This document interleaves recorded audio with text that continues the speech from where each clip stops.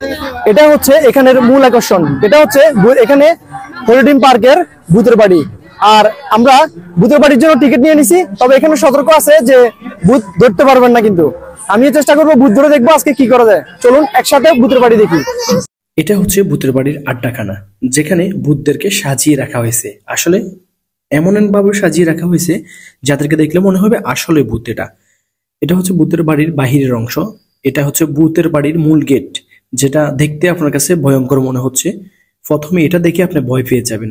এটা খুবই ভয়ঙ্কর একটা জিনিস। তবে এখানে ঢুকতে হলে টিকিট নিতে হবে। আমিও টিকিটের জন্য দাঁড়িয়ে গেছি, এমনকি আমার পাশে কয়েকজন ভাই ব্রাদার আছে, কারণ এখানে ঢুকলে একা ঢুকা যাবে না। যার কারণে আমি আমার সঙ্গ নিয়ে ঢুকতেছি এখানে। ভূতের বাড়ি যেতে হলে 110 টাকার টিকিট কাটতে হবে। তবে এটা মজার বিষয় হচ্ছে এখানে ডুপ্লি করার কোনো সুযোগ নেই। এখানে স্ক্যানার কোড আছে, আপনি চাইলে স্ক্যানার কোড করলে চলে আসবে। আসলে কি এটা রং না রাইট? এই ভূতের বাড়িতে সবাই যাওয়াটা ঠিক না। আসলে যারা হার্ট প্রবলেম আছে এবং কি কিছু যে মা বোনরা আছে, বোনদেরকেও যাওয়া নিষেধ এখানে।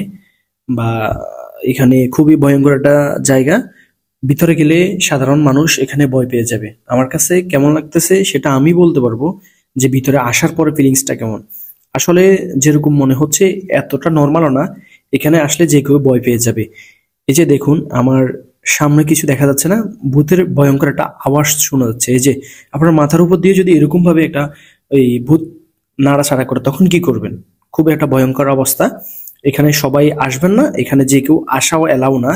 ভূতগুলো এমন ভাবে সাজিয়ে রেখেছে, বা এমন যে ভয়ঙ্কর একটা আওয়াজ শুনতে পাচ্ছি, যেটা আমার কাছে খুব ভয় লাগতেছে। তবে আমরা বেশ কয়েকজন আছি, আমার সাথে যারা আছে তারা খুব ভয় পাইতেছে। কয়েকজন আমাকে এই ধরে রাখছে যাতে করে ভয় না পায়, বা কোন দিকে যাবে কি করবে তারাও একটু মানে অন্যরকম হয়ে গেছে বই। আসলে যতটা ইজি মনে হচ্ছে এতটা ইজি না। এখানে খুবই ভয়ঙ্কর একটা জায়গা, যেখানে বুদ্ধের আড্ডাখানা। এই যে দেখুন, যদি আপনার সামনে এরকম করে, তখন কেমন লাগবে? যখন আপনার মাঝখানে চলে আসবেন, এদিকেও আপনার বুথ থাকবে, এদিকেও বুথ থাকবে, তখন আপনি কোন দিকে যাবেন? এই যে কিরকম করতেছে তারা। ওয়াও, আসলে খুব ভয়ঙ্কর একটা জায়গা। এখানের যে সবচেয়ে ভয়ঙ্কর একটা আওয়াজ, এটা শোনা যাচ্ছে না কোনোভাবে। আপনাদেরকে যদি এটা আমি আওয়াজটা দিই তাহলে বুঝতে পারবেন কেমন ছিল। তবে এটা দিলে আমার ফেজের প্রবলেম হবে, যার কারণে এই আওয়াজটা আমি দিতে পারতেছি না।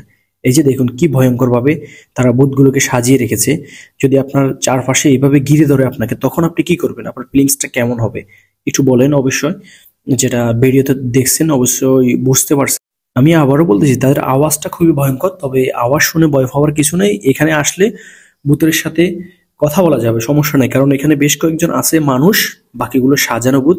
তবে মানুষ ওরা নিষেধ করে যে কাউকে ধরতে পারবে না। এই যে দেখুন এখানে কিভাবে বসে আছে, সে ভয় দেখাচ্ছে। আসলে এটা পুরোপুরি ভূত না, এটা মানুষ সাজিয়ে রেখেছে ভূত হিসেবে।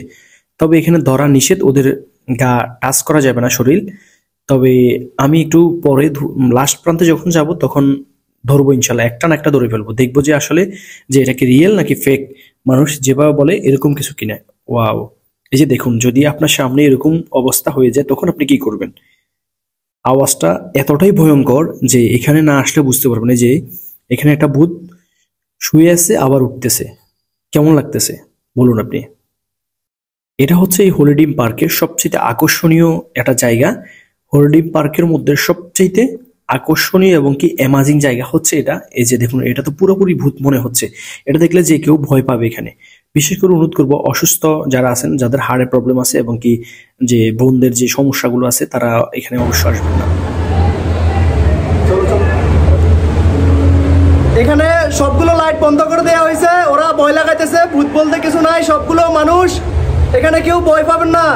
ভাই ভয় লাগতেছে আপনাদের কাছে?